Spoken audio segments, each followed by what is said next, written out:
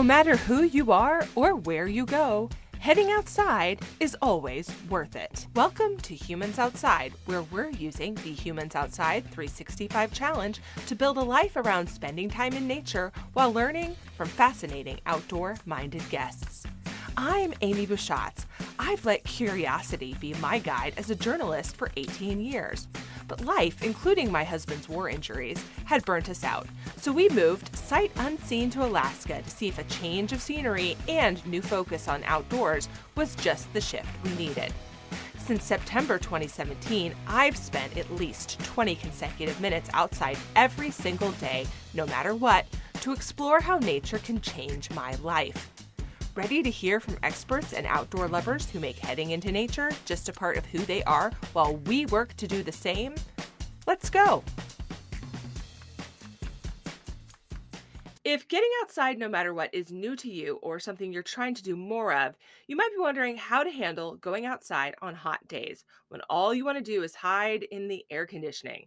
The sunshine looks so inviting, but the heat can feel so oppressive.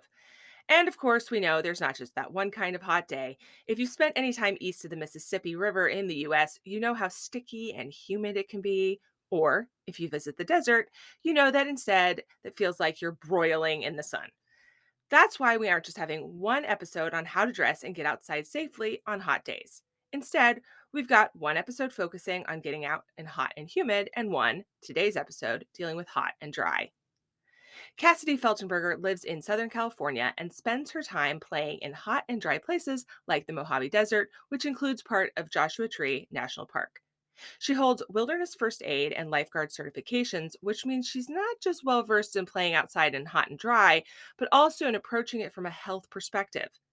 Today, she's going to give us practical tips and tricks for getting outside, no matter the weather. Cassidy, welcome to Humans Outside. Thank you so much. I'm super happy to be here. Well, I am stoked to have you. There's nothing like lived experience for giving people advice for how to deal with something. But I love that you have that side of medical knowledge too, because you can dip into that expertise for some science based recommendations, which also are very useful. So we like that. Yeah. All right. So why don't you kick us off by describing your favorite outdoor space? We like to imagine that we're having our conversation wherever your favorite spot outside is. Like we're hanging out, cup of coffee if it's the morning, campfire if it's the evening, whatever, wherever you want to be. So where are we with you today? I love that. So we are in Great Basin National Park. I don't know if you've been there, if you've made it out there. It's in eastern Nevada, so a little bit far from me, but it's a little bit far from everyone. There's no easy way to get there. It's not off like a main highway. It's at least an hour or two off any major highways. But so that means that it's not super crowded.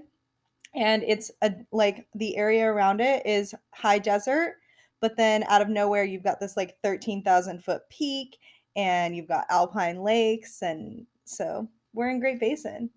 Yeah, that's awesome. I have not made it there, but have going somewhere or doing something that is harder to get to is a good thing sometimes, as you mentioned. So Alaska's full of national parks that fit that description. Makes it tricky to see them, but once you get there, it feels like you made an effort and therefore it might be worth it just a little bit more. I don't know. I think that's a thing. So, why don't you start by telling us next how you became somebody who likes to go outside? Just what's your backstory? How did you get into playing in hot and dry places? I was definitely like a nerd, I guess, and I my parents couldn't get me outside when I was a kid, but my outdoor journey started in college. I took a class that was supposed to be about looking at the relationship between water and water rights and socio-political policies and the environment in Southern California. So it was supposed to look at all of those different topics. And as part of the class, we actually lived in the Anza-Borrego Desert for 2 weeks. The university had a relationship with a host out there, and so we lived out there, and every day we were getting out there and hiking and like seeing the environment that what didn't have a lot of water that we were kind of studying. And so I loved it. And it's just been like immersion from there. I just never stopped. Yeah, like the class ended and then I just kept hiking mainly. Yeah. Yeah, and you said you were kind of a nerd, but one of the things I did not say in your intro is that you are a PhD candidate for chemistry, right? Yes, yes. So maybe that's still true. Who can say? So I'm just a nerd who hikes now. that's right. That's right. Hey, everybody should hike. Nerds, everybody. And I am sort of a nerd too, so I completely understand. I spent my high school time and, as a kid just reading all of the books and playing the piano and looking out the window. Pensively, lots of pensive outside gazing, but not so much outside being beyond walks on the beach, but no like itching for it. So I completely understand that. So I'd love to know when you started going outside, you said you had this like gateway into doing this somewhere hot and dry. What was the on ramp for being okay with that? Like, that's a big jump. If you've never really been somebody who spends out time outside and all of a sudden your first love is hiking in the desert, what's the like learning curve for that? I think having it be my first experience, like being in the heat first helped. Hmm. I also think so. I mean, it was June when the class happened, so it was already hot in the desert. Hmm. That's already, you're like getting out of desert season in a lot of ways. Um, and it was beautiful. It was just like people think of the desert as this really dry and empty and barren place, but there are so many different types of cacti. And then in the spring, a lot of places that are in the desert turn really green. Not like green like the forest, not like green like Alaska, but it's a completely different world from spring to fall. So you get lots of blooming flowers and different critters. And like, I don't know, cacti are beautiful. So that all made it really easy to enjoy the heat. And what about physically, right? Because I don't know. I look outside in the wintertime and it's funny that we're talking about heat and I keep going back to the winter, but it's what I've got. So I look outside in the wintertime, which is uncomfortable to be in, right? And I'm like, whoa, that's beautiful. But that doesn't always give me the tools or the push to overcome the discomfort of that. Like I have to make an extra effort, right? So, how do you push through from, wow, this is pretty. I like being here to, I'm going to make an actual effort to be in this and get comfortable in it? I think you have to learn to be comfortable sweating. That's a thing that deters a lot of people. I'm lucky I don't drip sweat normally. So it's kind of like when you're outside in the heat, it adds that extra layer to whatever it is you're doing where you feel like you got a really good workout in too, because all of a Mm. sudden you're sweating a lot more than you normally would. And I think that's almost like a measurable for me. It's like, wow, I'm really exerting. And that brings that sense of accomplishment that also comes from being out in the cold, and this is uncomfortable. And so it's, I think it's really similar. You get a little, you have to enjoy discomfort. Yeah. Yeah, on the flip side, and we'll get to this though. I think people in the cold do this too, right? Which is because they don't have the experience or tools for making that discomfort less uncomfortable. I don't know if that's a good description, but I'm thinking about like when I'm really cold outside. Okay, so it's always going to be cold. I mean, it's a cold day. My face is going to be cold, but the same thing goes for being outside where it's so sweaty. Like, why am I out here swimming in a pool of my own sweat? Um, but there are ways to make that less terrible. So in the cold, it's having a good jacket. And I think we're going to get to how to make that less uncomfortable in the heat in terms of just what you should wear and that kind of thing. So what I hear you saying though is that you feel this discomfort and you like it. I think so. I think so. It's also, I mean, I've definitely brought people on my desert adventures that don't like it, if that makes sense. I Yeah. think it was a little ingrained. I think that even though I wasn't going outside a lot, I had experience growing up in Southern California with really hot days. And I live in an apartment with no AC. I think I'm just a little more well adjusted. And Right. so it takes time. I wouldn't expect anyone to go out on over 100-degree day and have a good time.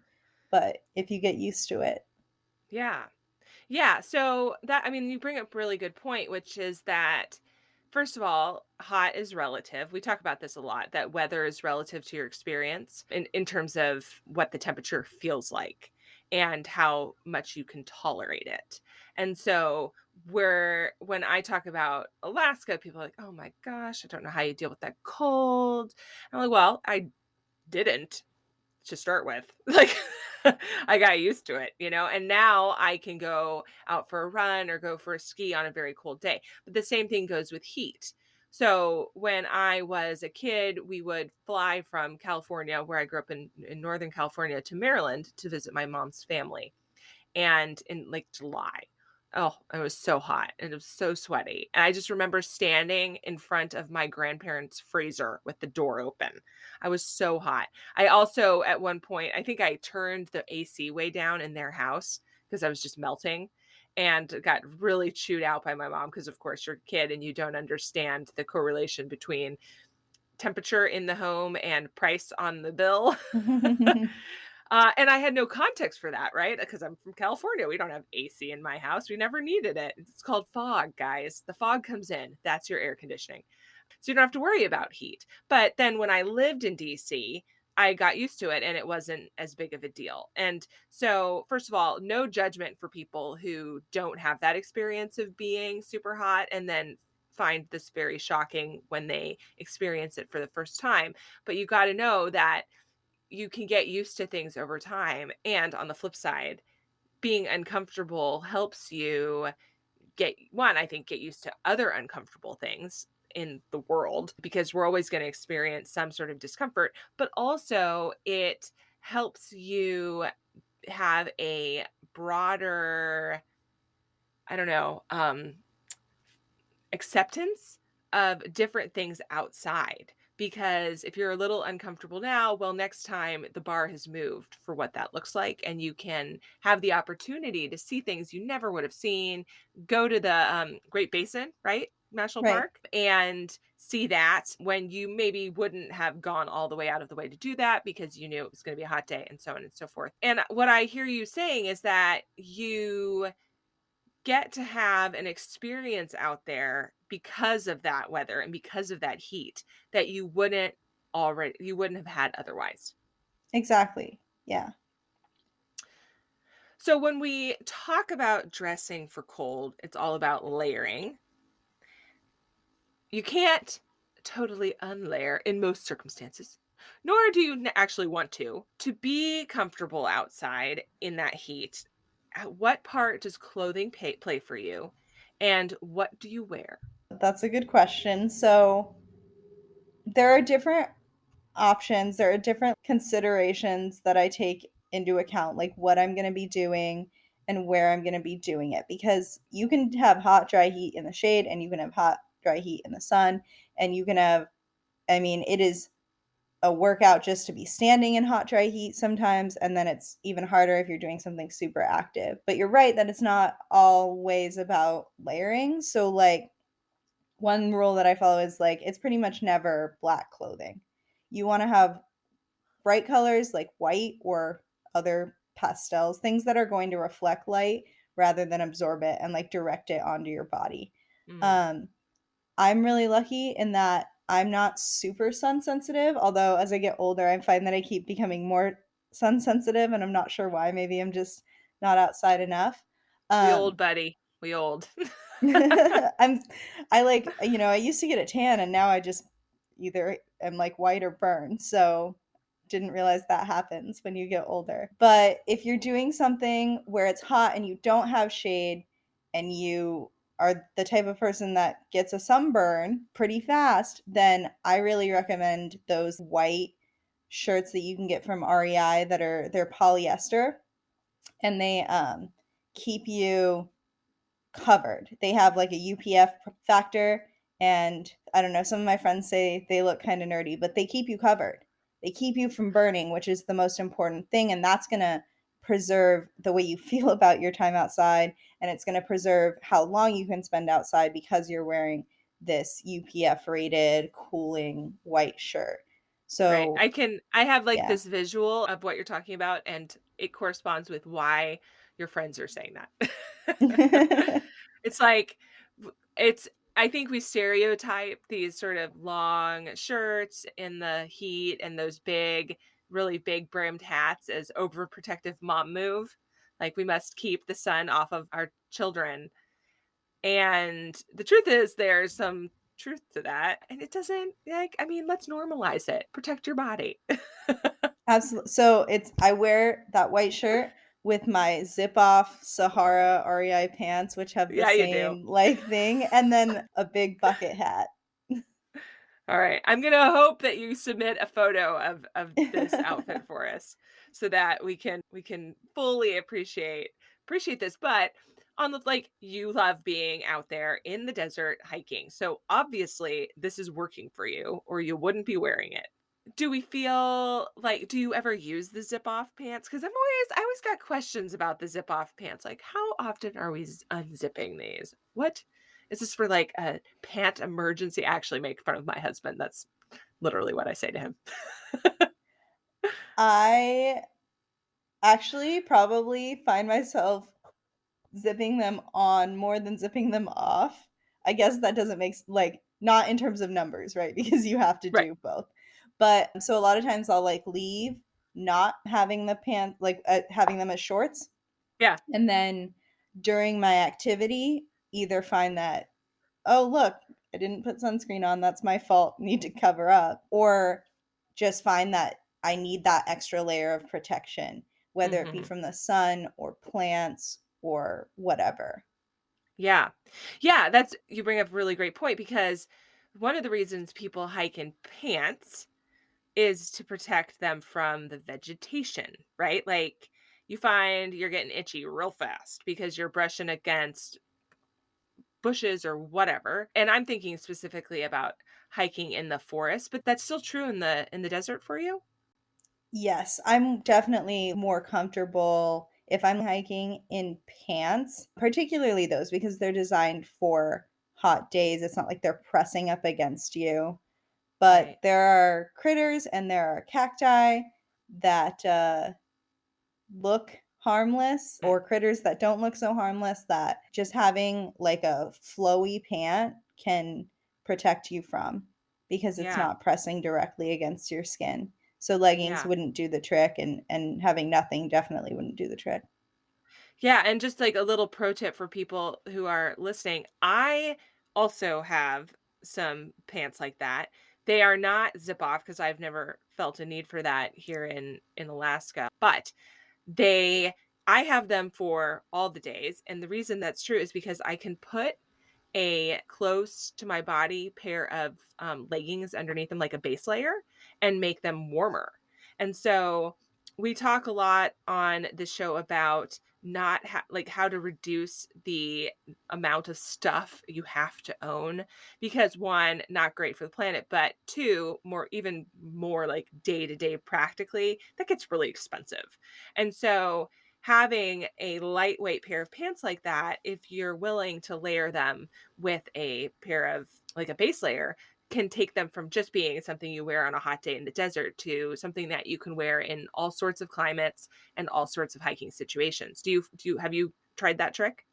No, I definitely do that. So the thing about like desert environments is that they get really cold at night, Right. usually. I mean, maybe not in the dead of summer, but in the fall, in the spring, they can get really cold, and then you can have like a 90 something degree day. Hmm. So a lot of times if I've got my desert stuff, I've probably got my base layers with me too. Yeah. Yeah. Just something I think for I before I started spending a lot of time outside, it never occurred to me that you could do that. Maybe that sounds silly, but you don't know what you don't know. So it's absolutely a thing. It just really depends where you are. Hey humans! Did you know you can officially join the Humans Outside 365 Challenge and score some really cool and exclusive challenge swag, including a finisher medal and a decal on humansoutside.com/challenge? You'll also get an outdoor challenge guide written by me for you, an exclusive challenge tracker, and insider info all year long. You don't want to be left out of this. There is never a wrong time to join the Humans Outside 365 Challenge. So get going. Join it today. Go to humansoutside.com/challenge to learn more now. Now, back to the show.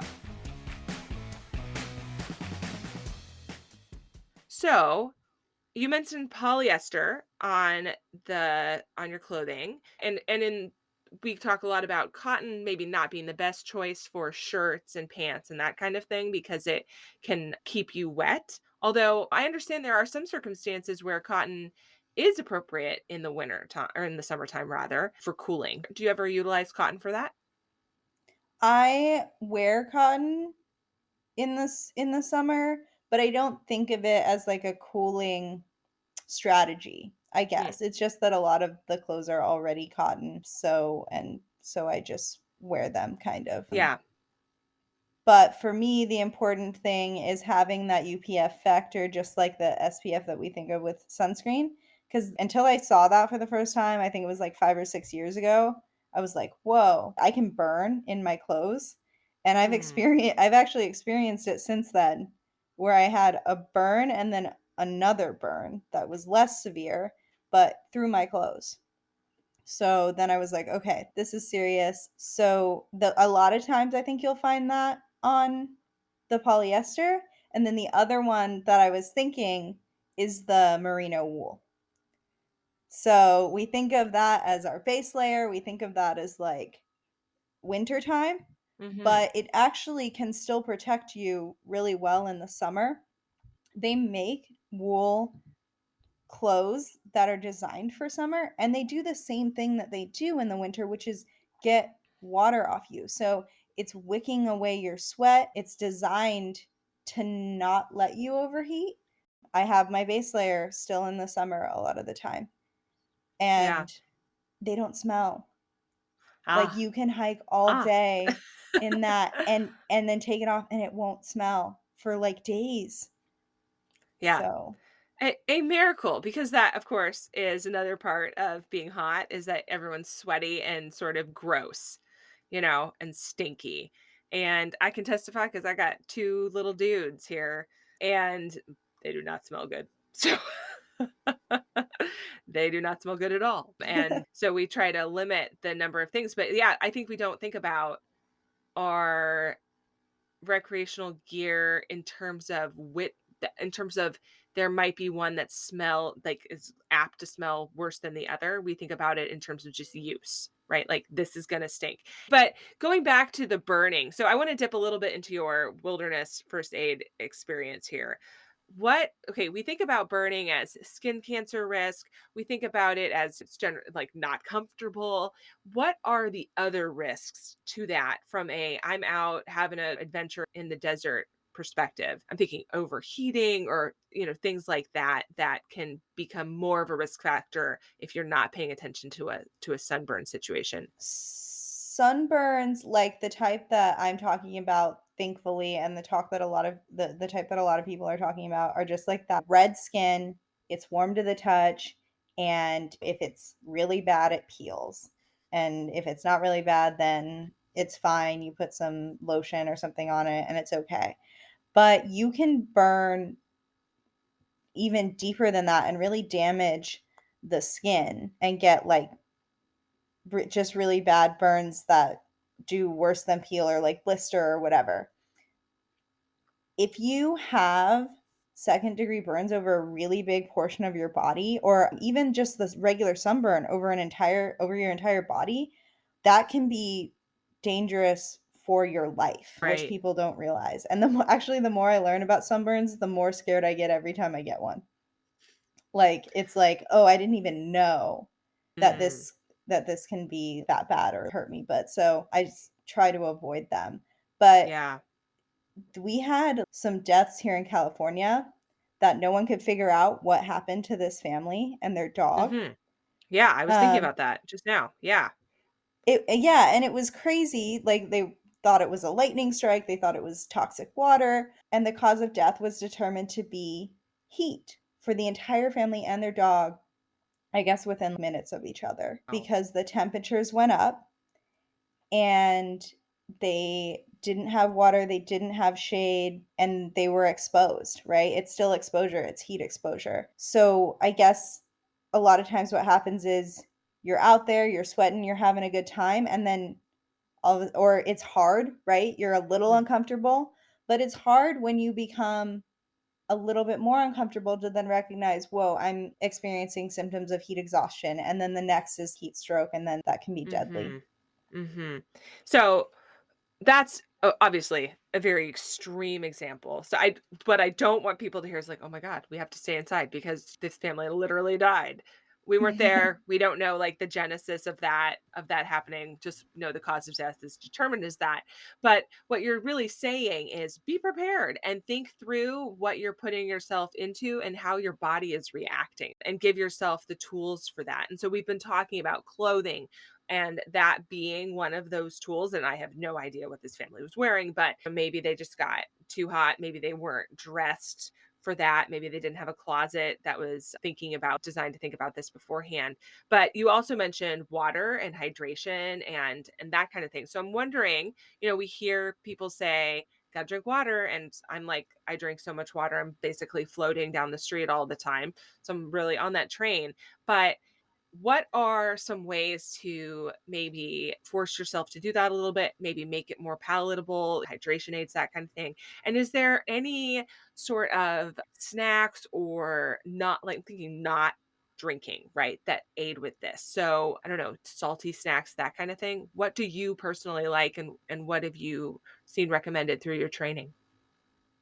So, I encourage the people that I hike with to start hydrating, like hardcore hydrating, 3 to 4 days before whatever Mm. activity it is.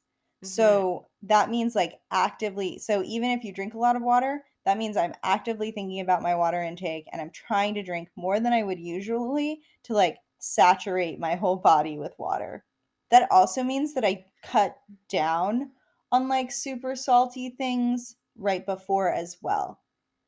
Because if you're not really exerting and you're eating a lot of salty, like one time I had a hot chicken sandwich the night before a hike and I thought I was gonna die. It was not fun. But so I like just drink a lot. I drink a lot of water days before. Just Hmm. drinking the night before isn't gonna do it. Drinking on your during your activity isn't gonna do it. Like you have to just make sure that you are filled with water before it starts, and that starts days before. Yeah. Um, Yeah. And then yeah. I guess the extrapolation of that would be if you are trying to spend lots of time outside or time outside every day, like we often talk about here, you are thinking about your water intake and making that a daily habit as well, not just something that you do when you're outside. I joked in a recent episode that my son hit I don't know what is wrong with it. Like, why won't this child drink water? He looks like he's in the Sahara Desert all the time. Like his lips are super chapped when he gets in the pool or bath or the hot tub and his skin automatically wrinkles. It's like, are you like how are you alive? But he's 13 and he needs to learn how to drink water and we have to make that a habit. So it's not just about, oh, I'm going to go outside. Oh, I'm hot outside right now. I think drink this extra bottle. It's about making this part of your lifestyle so that you can be more comfortable long term. That I mean, very extreme example of people dying, but also like it's just not very comfortable to be dehydrated. And I think people don't understand the link there. Do you have like a hydration aid that you like other than just straight water for when you're outside? So when I'm outside, keeping the water cool, I guess, is my only hydration aid. I have tried certain electrolyte, usually liquid electrolyte type things or things that go into water because I don't or I don't think that juices are really good necessarily when you're hiking. So I have some powders that I can put into like a Nalgene and shake them, and that helps. And then I use the block gummies because those taste the best to get my electrolytes back up when I'm drinking water. But what helps me when I'm inside, because I don't like drinking warm water, which a lot of people don't. So I make sure I have cold water, and then I've been doing those flavored waters, like the grapefruit flavored carbonated waters. Yeah. Those Yeah. keep Yeah, me I'm a going junkie. inside. Yeah. Yeah, I'm a junkie. So I know it's like super basic of me and I don't care because I think they're so good. Right, but if it keeps you like, when it keeps you drinking, Oh yeah, then absolutely. Absolutely. yeah. And I think that it just sort of adding there in for kids, if you're hiking with kids somewhere hot, it can be difficult to be a water pusher. I mean, that's one of the problems with my kid, right? It's just like, why would I drink this if I could, not? And so when we're getting ready for a outdoor adventure where I know he's either going to be sweating or on the flip side, again, we're talking about heat today, but staying hydrated is just as important for when you're outside in very cold weather, because it helps your body stay warm. So, and it's even harder to drink because you're not actually thirsty. You're just cold. So, those hydration aids are great because they don't have a lot of sugar in them. I'm thinking like the powders. They don't have a lot of sugar in them, but they can add just the tiniest bit of flavor to water. I wouldn't have my kids do that all the time, but I definitely use that as a tool now and then. But you got to be careful also not to go overboard, right? And just only get used to drinking that because that's probably more electrolytes than you actually need. It's just nothing can be cut and dry. Nothing can be easy. When you're out there, you said you use shot blocks. Do you ever think about eating like salty snacks, like crunchy things other than just those sort of sport aids like the shot blocks are? I bring Cheez-Its on every outdoor thing I go to. Every like, that's my thing. And then the other one, I guess this isn't really salty, but someone once, I don't remember. I think I had the shot blocks, and then someone else had gummy bears. And I was sitting there like sadly eating the blocks, and then they had gummy bears, and I was like, I'm doing this wrong. Yeah. So I do bring those too. That's just a morale boost. I still bring the blocks, I still bring the Cheez Its, but I bring like the candy. Just Yeah. Yeah. We had a recent episode with a mom whose family is vegan. They do a lot of salty, like trail mix kind of stuff, like nuts and that kind of thing. Vegan focused, obviously, and a lot of fruit. But she's got real little kids. And so they're not going super, super far. They're doing these shorter adventures but it is a universal truth. The snacks keep people going. I myself am a fan of the Swedish fish. Love those little fishies and I use them when I run. But it's the same thing as gummy bears. You just find something that works for you and that you really love. And my salty snack when I'm running is I love those freaking love those cheese Ritz crackers with the cheese in the middle, the ones that are like fake cheese crackers. Oh, so good. So, okay, let's talk about activities. You like to hike in the desert. Lots of people like to be outside in the heat in a pool, but we can't all just sit in a cooling puddle all the time. So let's say it's very hot outside. You're not in the Mojave, so you're not like on a big adventure hike, but you're looking for something to do outside. What do you recommend to people that they think about doing, or do you have any ideas? so I guess whatever it is that you like to do, I was just thinking you can like change the times that you're doing them. So whether it's hiking, whether like foraging, whatever it is you're doing, you can change it to the hours that it's the coolest. If you're walking your dog in a place where it's really hot, you're going to either start way earlier Hmm. or shift it to like after the sun has gone down beyond, maybe behind a mountain, not like behind the full horizon, but Right, right, right. um Just not as intensely overhead.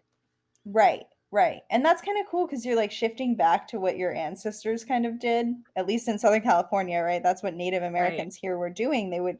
You can't move during the heat of a summer day, right? You can't just continue on. So shift your activities so that you're finishing earlier or Mhm. starting later.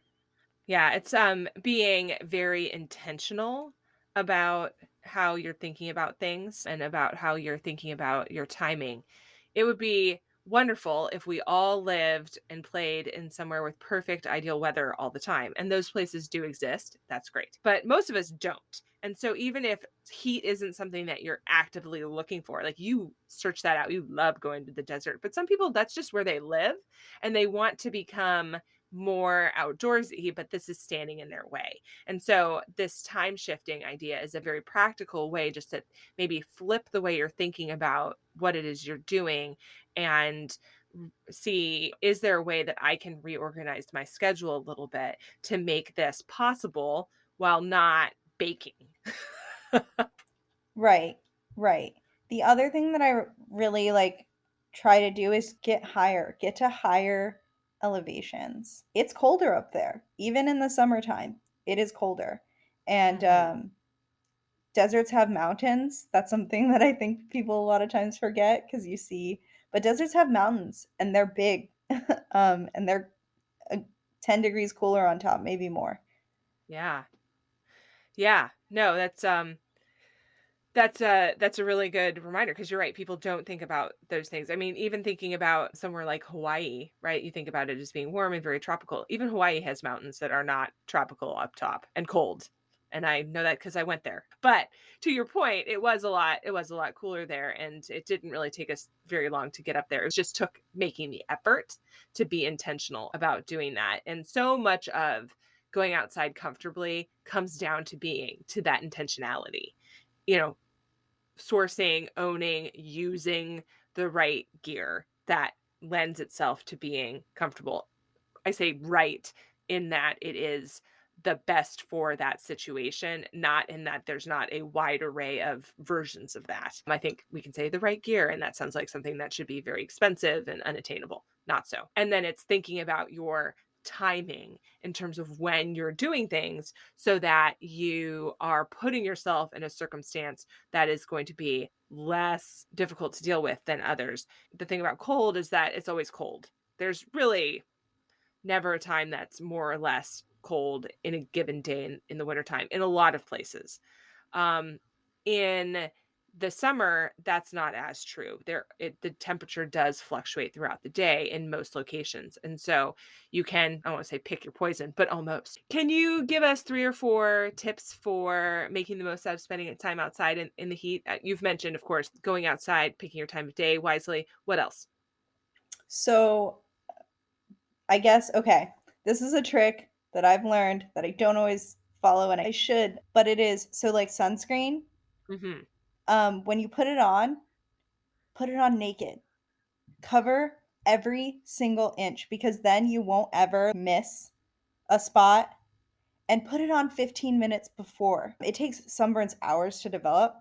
So it's already too late. It's already way worse than what it looks like. But so I when I follow this, I have a better time, which is sunscreen 15 minutes before, and I never and don't miss any spots. Put it Yeah. on under your clothes. The other one would be the hydration thing. Hydrate before, check your friends, talk to each other, like make sure that everybody's going to the bathroom and everybody's drinking. And if you're hydrating right with salty foods, with the packets and then with just regular water, you won't have that hunger, that like hiker hunger that you get at the end of a really big one, and you won't have that like where you're gulping down water. That won't happen if you're hydrating right. So Yeah. those two, and then the last one was just enjoy some nice beverages. Some cold beverages before, during, after. Yeah. Um, Yeah. I mean, I think that point about how you were hydrated is such a good one because people don't think about the um tail on being underhydrated as being like I'm super super hungry or on these other body signals that you have from doing that, like you're not going to the bathroom very often or you're like you said this hiker hunger. And you're absolutely right, I had never actually connected the dot on that, so I'm so glad you mentioned that because of course I'm like I refer back to running a lot because that's what I do where I lose a lot of my hydration because I'm sweating a lot. But I if I'm hydrated well and I'm hydrating throughout my run and I'm hydrating after my run, so that looks like drinking while I'm going, just like you would when you're hiking. And then I have a big bottle of water at the end. But if I'm hydrated well, I don't gulp it. I'm like, oh, look, check it out. I'm so smart for bringing this with me. I think I'll drink it now. Right. But not like, oh my God, thank you, Jesus, that this is here. Those are two entirely different psychological and physical feelings. right. And one comes from just being, again, intentional about how you're dealing with the heat and the circumstance so that you can enjoy it more. Because that's what this is about, right? It's about wanting to have a good time and make being outside something that's sustainable for you and an enjoyable experience. And you've got all of these tools in the basket to do that. You just have to think through actually using them, and or for people who are new to this, understand what they are and utilize them. Absolutely. So, Cassidy, we like to close out our episodes just by asking our guests to share one of their favorite pieces of outdoor gear, maybe a most essential or just favorite thing. And of course, we've been talking very practically today. So, you've mentioned your shirt. I don't know if that's your favorite one. Do you have a favorite piece of gear that you use when you're headed outside on a hot day? This is hard. Like, I have a buff and a cooling rag that you can, like, get wet and put on your neck. Those are great. I love my polarized sunglasses, but I think I've gotta go with, like, hiking poles. They don't help you in the heat. I guess they help you a little bit with, like, Yeah. exertion, but they're versatile, they can be used in survival scenarios, they can help you if you get hurt. So, I think I've gotta go with hiking poles. Yeah. Yeah, I love me a good pair of hiking poles, so I completely understand. For my birthday a couple years ago, my husband got me super lightweight ones that fold up and are designed just for running, but I can use them to hike too, so they're very versatile. They actually live in the back of my car, so no one rob me, please, because I'll lose my poles. But it's like I keep them there just in case we're somewhere that I would like to have some hiking poles. Okay, as a final thing, if you would describe for us your favorite outdoor memory, maybe just walk us out with a moment of being outside that was really special to you and that you like to envision and go back to. So, I think that would be eating breakfast on the Trans Catalina Trail. It's kind of early right now, so that still works, but so we had, like, a big day, like 24 miles. We started before sunrise, and so we were eating breakfast on near a peak, and the sun is coming up all around us, and the whole sky is like cotton candy, pink and blue, and you're surrounded by ocean, and it was just serene and beautiful. That was my favorite. That is beautiful. What a great memory. Cassidy, thank you so much for joining us on Humans Outside today. Appreciate your expertise and your adventures in the heat, helping us do the same. Thank you. Thank you. Thanks so much for listening to this week's episode of Humans Outside. If you've enjoyed this episode, give us a little love and leave a rating and review to make it easier for others to find the podcast too. What you say matters. It really truly does make a difference. And until next time, we'll see you out there.